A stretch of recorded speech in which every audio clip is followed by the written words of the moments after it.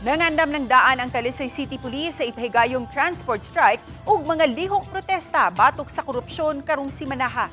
Gibantayan karon nga kun musalmot ba ang mga PUJ driver sa Sugbo sa transport strike sa grupo sa Manibela ug sa grupong Piston sugod ug mga adlaw hangtod sa Biyernes. Laing gipangandaman sa kapulisan ang lihok protesta karong Setyembre 21.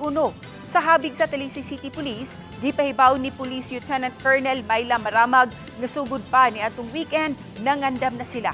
Giandam na usab ang mga kahimanan sa Civil Disturbance Management o CDM nga gamiton kung gikinahanglan man. Sa pagkakaroon, wa pa sila'y nadawat nga taho nga may lihok protesta nga himuon sa dakbayan sa Talisan.